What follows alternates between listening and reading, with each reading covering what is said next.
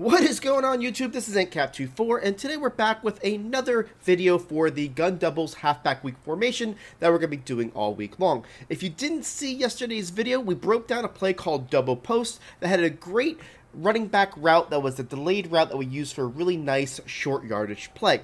Now if you look at that play right there, double post, we're going to use that play in a nice complementary way with the play that we're doing today.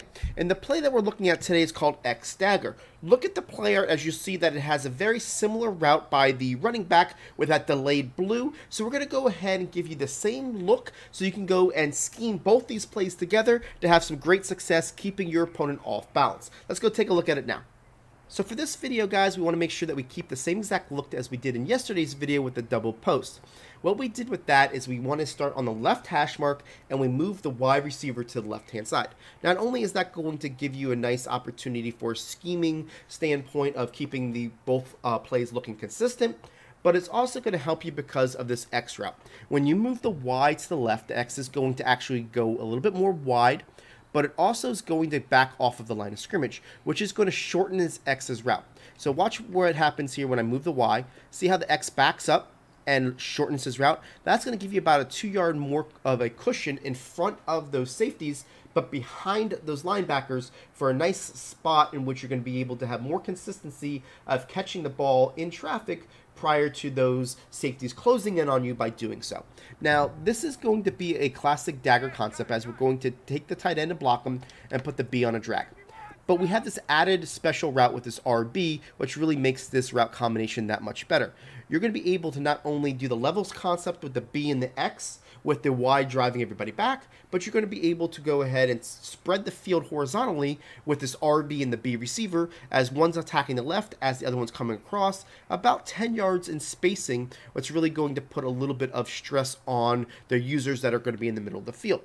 As you saw in yesterday's video, we're going to see that this RB route does a great job of getting underneath all of your cloud flats. So let's go ahead and show you against cover 2.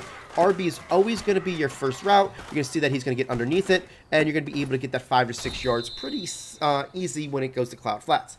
Cover 2 is always going to be the tighter throw because the cloud flats are going to be on the outside rather than if you're going against a cover 3. You're going to see that the cloud flats are going to start from the inside, giving you that advantage when it comes to throwing it to this RB, as both the Y and the X are going to take those cloud flats backwards, right? So here you go. You're going to see against cover 3, RB is going to stay, delay, throw it underneath, and you're going to get yourself a good 5 to 6 yards each time. And depending on the coverage, you're going to see that cover 4 is going to be the most consistent as far as getting more yards after catch. But you'll notice that you're really looking for the 5 to 6 yards as what this play should yield for you consistently, right? So here we go again. Here's against cover 4.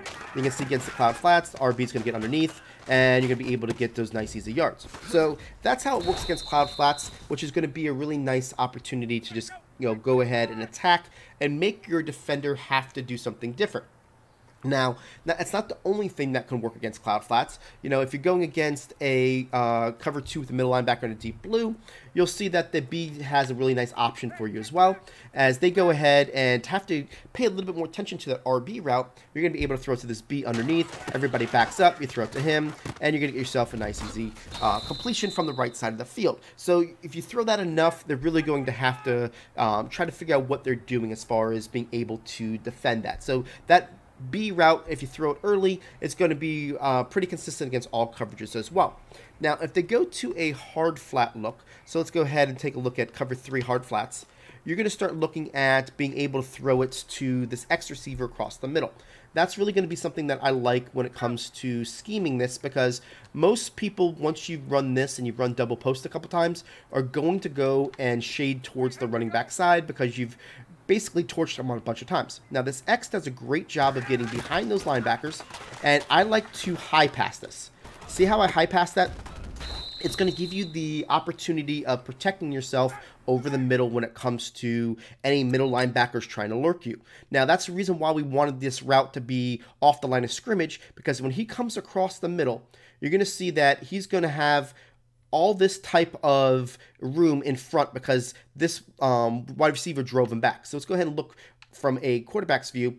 See how he's there? I high pass this so that way I have no any type of, concerns about those linebackers, but it'll also slow down your receiver to kind of catch this ball, get down, and get his nice easy catch. Now, if you were to throw this normal, then you have to kind of split those linebackers, which is something that you can do. It's not like you can't do that, but when you high pass it, it just gives you a little bit more of insurance. I throw it right there, and you can see how you get a nice easy catch. So that's how it basically works against your cover 3 hard flats. Let's look at cover 4 hard flats, and you're going to see that you're going to have the same similar results when it comes to that. So here we go again, and you can see that, anytime you've got a cover 4, they're going to put their middle linebacker on an island. See that 3 receiver hook? He's got to cover everything, which is going to be a really nice opportunity for you to attack it. But so the B is going to be an easy throw for you as well.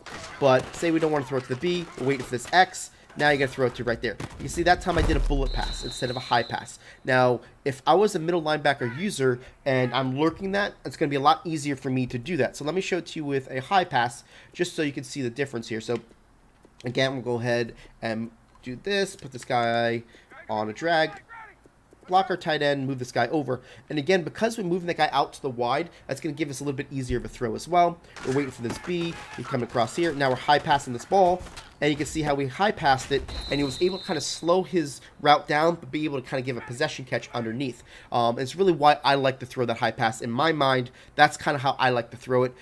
Practice it to make sure that it's something that you're comfortable with, but once you get it down, you're going to see that you're going to have a higher success rate by doing so. So that's really how this works against hard flats, against cloud flats. It's always going to be the RB being your first read.